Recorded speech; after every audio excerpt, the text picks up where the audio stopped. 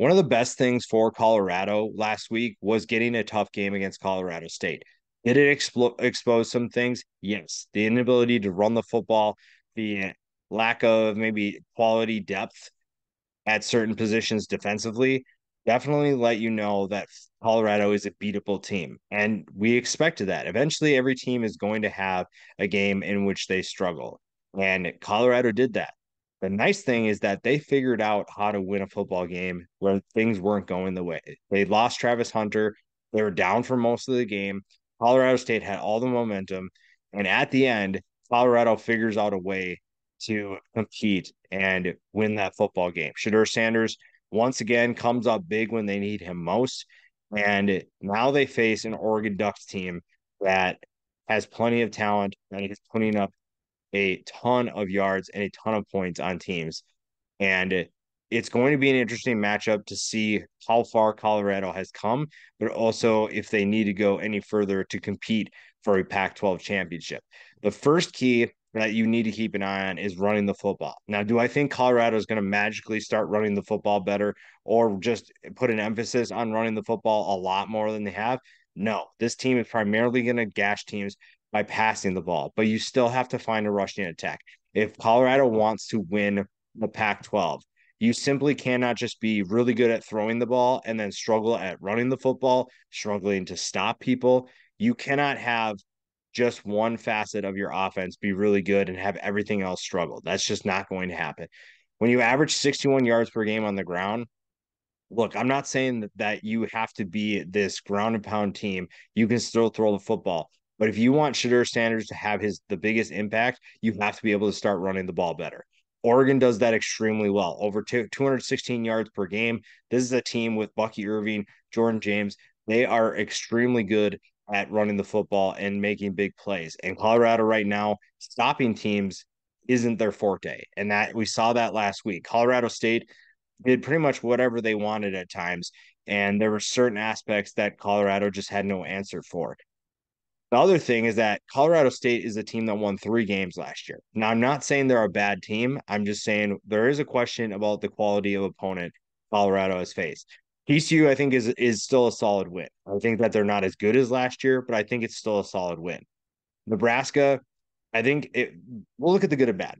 TCU, extremely explosive offense, defense, not so good. Overall team, not as good as last year. So not as impressive of a win as some people are making it out to be, but still, I think a decent win. Nebraska, terrible offense. I think a lot better defense than people realize. I think that Nebraska team gave Shedeur and that offense plenty to think about and plenty to chew on, plenty to fix. But that was still not a very good team. Nebraska is not going to be a good team this year, but their defense did provide some challenges that allowed Shedeur and that offense to figure things out and face some adversity. Colorado State, it's a rivalry game, so you kind of take the way the is Colorado State good or bad? This is a rivalry game, and it gave us everything we wanted, and it was really exciting. But how good is Colorado State actually going to be? Then you come in and you face a team like Oregon. Oregon is a proven team in the Pac 12. They're a consistent contender for the Pac 12 championship. And now you're facing them after some games in which you have some question marks. This will be the first true test that Colorado has faced. Winning the first 3 games was impressive, but beating a team like Oregon would make things even better. The biggest thing is how do the two players that impact the game the most play in this game? Bo Nix at times last week was, I think, I think this year I should say, Bo Nix has been the primary reason why Oregon's won football games. And against Texas Tech, you saw that to its fullest. At times, I don't think anybody else could do anything offensively, and Bo Nix had to save them. And having an experienced player like Bo Nix, that's why you have him on your team. That's why you got him in the transfer portal. And that's why he is really good at what he does. You can't have that against a team like Colorado that will not struggle to score points if you are going to just play around and mess around with them. So Bo Nix has a good impact on this team. He is a large contributor to this offense, naturally at the quarterback position, but you'd like to see this passing attack take a little bit of a step forward. Shedeur is even more important to Colorado's offense. I think Shedur's importance to Colorado's offense is greater than what Bo Nix's impact is on his team. So keep an eye on that. Limiting explosive plays will also be a key. I think that both teams are really good at moving the ball down the field and hitting on big plays. Colorado, even though their number is not as big as Oregon's is, they hit a number of big plays that are really exciting. And you also see, I think one thing that's flying under the radar is Colorado is really good at making big impact plays when you need it the most, at clutch moments. Taking care of the football will be a big factor as well. So if you can limit explosive plays and you can take care of the ball, you're going to be good. Both teams are sitting at +6 for the year, meaning they take the ball away and they do not give the ball back. Shedeur just threw his first pick last week, and I don't think that we'll see very many from him this year. So taking care of the ball will be a big key because both defenses have the ability to take the football away to create turnovers, and that gives their explosive offenses more opportunities to make plays. A big question for Colorado in this game is what is the impact of Travis Hunter? Losing Travis Hunter was a huge blow.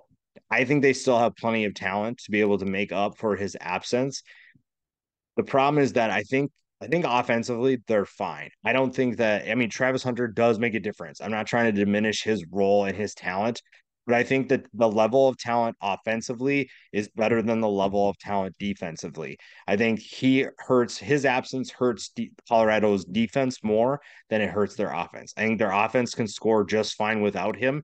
I don't necessarily think they need him in the lineup, but I think their defense will really hurt him, and it'll be interesting to see how Oregon attacks that defense. We've talked about the quarterbacks a lot, and it's easy to see why. It's easy to see the impact of their performances and what they can do for their team. Shedeur is having a monster season already. That Sean Liu's offense has been a good pairing for him. And I think that this Colorado team goes where he takes them. And right now, it's been really entertaining. It's been extremely explosive and extremely clutch. I think one of the things that we've seen from Shedeur is that when they need a big play, it's him who makes that play. That also goes for Bo Nix. I think when Oregon's needed a big play in clutch situations, Bo Nix is the guy that's been able to do that. So I think these two play huge roles for their teams in terms of making big plays when they need them the most. And when they're in kind of a bind, how do they get out of that jam? How do they get out of that bind?